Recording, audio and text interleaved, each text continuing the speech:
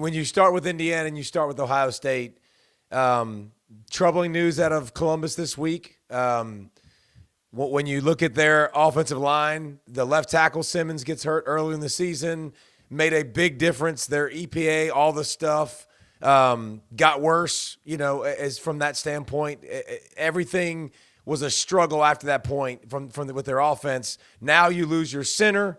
The good thing about Ohio State is their left guard played center a year ago. Now he'll move from left guard to center. But everybody, again, shuffling, playing out of position against an Indiana front. If you haven't been watching, one of the strengths of their team is their defensive front. Like, they are very good. They stop the run at an elite level, one of the best in the country. They get after the passer at an elite level. With Ohio State being banged up, with Indiana's stunts, twists, movement all over the place, man, I think it's a recipe for them to have some success. Indiana has been good against everybody they've played. Do you, Mr. Brent Rollins, expect the same against Ohio State's offense? Only if the offensive line becomes that big of an issue. Because it wasn't great against Penn State. It was obviously really bad against Nebraska. But like Kamara, you mentioned for Indiana. In Big Ten play in the last 6 games. He's a dude. Yes. Last 6 games, 38 in the Big Ten play, 38 QB pressure, 6 sacks, just dominating week after week. Yep. And they're one guy. And that's the thing with Will Howard is he's not been great against pressure. But these last 2 weeks have been kind of get-right games. He's had over a 90 PFF passing grade the last 2 weeks, first time in his career. And he's now second in the Power 5 or Power 4 in big-time throw percentage. So he's consistently making elite throws now. So can they do that? Pressure him? I don't know. TBD. I'm not. Yeah.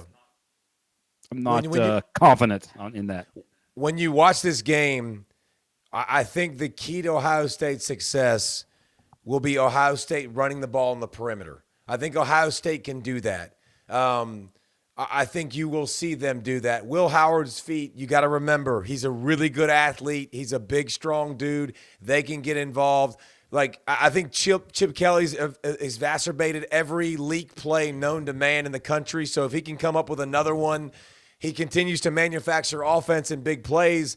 And don't forget, Abuka and Jeremiah Smith, they're elite playmakers on the outside, and they can win. They can win in contested situation. They can win with speed. They can win deep. So there's a lot of playmakers, but I'm really curious to see the other side because Indiana scored at least 30 points in every game but the Michigan game. That's the best defense that they've played. Rourke has the highest passing grade. Speaking of Mr. PFF, yes. He has the highest passing grade. Indiana's receivers, by the way, their grade is like a 90-something. They're elite across the board in every category. I mean, they really have an elite offense with a trigger man and Rourke that can get the ball out. This Ohio State defense is legit. Brent, I'm watching them again. I think you've got at least 9. I might go 10. I might go 11 of these guys that are going to get drafted. Like these Ohio State guys, they're talented. They're Sunday players.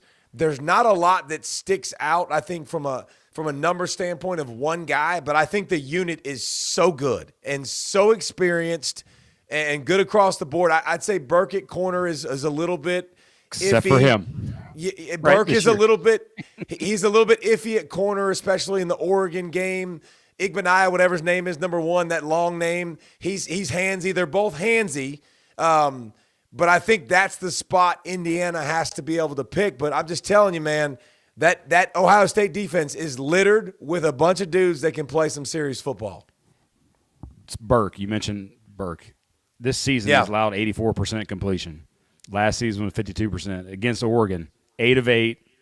8 receptions, 8 targets, 179 yards, 2 touchdowns. They attacked him.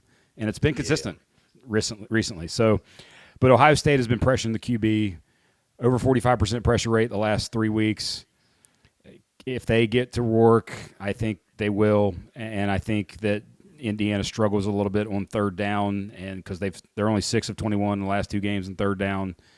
They're going to have to make big plays. Say it, and Brent. Surratt. I want you to say it. I want a score prediction because I don't want the snarky Brent to come back and say, I didn't think Indiana could play with Ohio State. Can Indiana keep this game close, or are they going to be the gum on the bottom of Ohio State's shoe? I want you to say it with your chest. Well, so here's the problem with that. I think there's a world where Ryan Day gets up 24-7 and just says, "All right, I'm just going to kind of cruise, put it on cruise control here. Let's keep Indiana close. Let's take care of our Big Ten brethren and get out of keep here." And as opposed to blowing the brakes off of them. I mean, Ohio State's kind of, it seems like they've played that way where they've not just throttled teams all year. They play with their food, like you're saying? Yeah, they just kind of just coast almost is what it seems like watching them. So that's a thing, I think. I'll say this, Brent, because I don't need any syrup with my wall for Mr. Ryan Day, whatever you were just saying right there. I think this is a really, really good game. I think this is a 31-21, 31-24 game. I think Indiana – I don't think Indiana, when you look at their defensive front, if you haven't watched them, I think you're missing out. Like, they've got several guys along the front with experience that are physical, that know how to move, that can cause problems. I think this is a game in the fourth quarter. I think Indiana might even have a chance to win this football game. And I think with that, I think they'll punch a ticket whether they win or whether they lose. I'll take Ohio State 31-24. I'll give you that score. Okay. But I do think Indiana is going to hang close, and that should be enough to get them in the college football playoff.